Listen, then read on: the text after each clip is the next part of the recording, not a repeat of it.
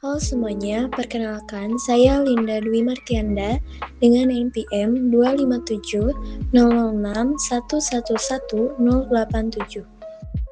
Pada video kali ini, saya akan mempresentasikan proyek akhir mata kuliah sistem digital saya yang berjudul Smart Greenhouse IoT berbasis ESP32. Proyek ini dirancang untuk mengubah pengelolaan rumah kaca konvensional yang serba manual menjadi ekosistem pintar yang mandiri. Sistem ini mampu mengondisikan lingkungan tanaman secara otomatis dan presisi dengan memadukan pembacaan sensor lokal, cloud monitoring Blink, serta integrasi data cuaca online dari Open Meteo API. Sekarang kita sudah berada di tampilan sirkuit simulasi walkway. Mari kita bedah secara mendalam apa saja alat dan komponen yang saya gunakan untuk membangun sistem perangkat keras Smart Greenhouse ini beserta fungsinya masing-masing. Yang pertama ada ESP32. Ini adalah microcontroller utama yang bertindak sebagai otak sistem. ESP32 ini dipilih karena memiliki modul Wi-Fi internal dan performa komputasi yang cepat untuk memproses banyak data sekaligus. Yang selanjutnya ada sensor DHT22. Ini merupakan sensor digital yang bertugas membaca dua parameter udara sekaligus, yaitu temperatur untuk suhu dan kelembaban udara humidity di dalam rumah kaca secara akurat.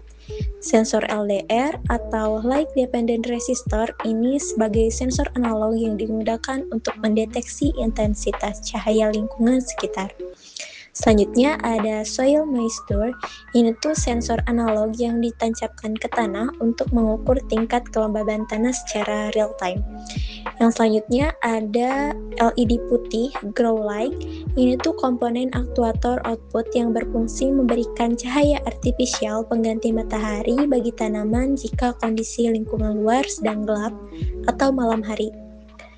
Nah, yang selanjutnya ada kipas pendingin yang ditunjukkan LED biru, aktuator output untuk menciptakan sirkulasi udara dan menurunkan temperatur ruangan jika suhu internal greenhouse terdeteksi terlalu panas. Yang selanjutnya ada LED hijau sebagai pompa air, aktuator output otomatis yang berfungsi melakukan penyiraman air ke tanah ketika kondisi tanah dideteksi kekurangan air. Selanjutnya ada buzzer alarm. Ini komponen output suara yang berfungsi sebagai sistem pengaman fisik atau alarm peringatan darurat jika terjadi kerusakan sensor atau saat kondisi tanah kering kritis.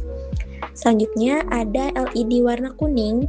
Ini tuh sebagai LED net, berfungsi sebagai indikator visual untuk memantau status kestabilan koneksi internet baik ke Wi-Fi maupun ke server Blink Cloud.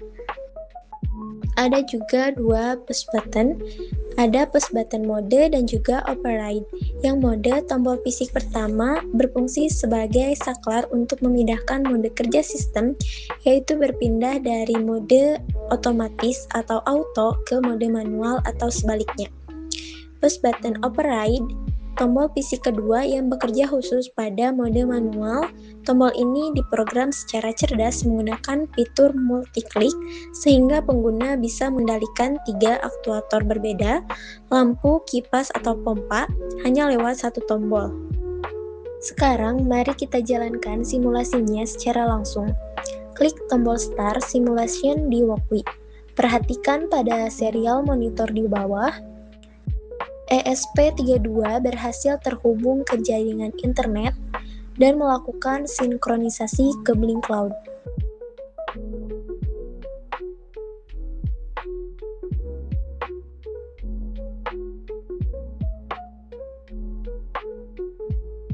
Di sebelah kanan, di dashboard Blink, kita bisa melihat grafik data temperatur, kelembaban udara, cahaya, dan kelembaban tanah secara terupdate dan juga real time.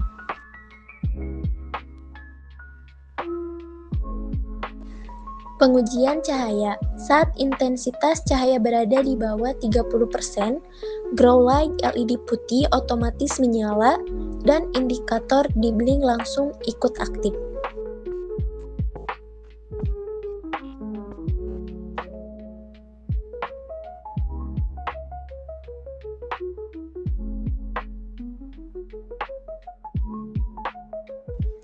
Pengujian temperatur. Untuk temperatur, batas suhunya diatur cerdas.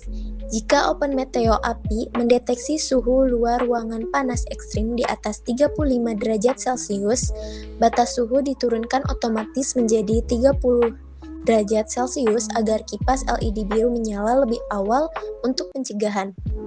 Namun pada kondisi normal, kipas baru menyala saat suhu internal melebihi 32 derajat Celcius.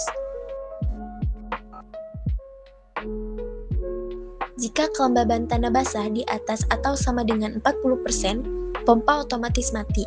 Namun, jika sensor tanah kering di bawah 40%, ESP32 akan membaca cuaca internet. Jika di luar sedang hujan, pompa dikunci tetap mati agar tanah tidak kebanjiran dan baru menyala jika tanah kering kritis di bawah 20%. Dibantu alarm buzzer.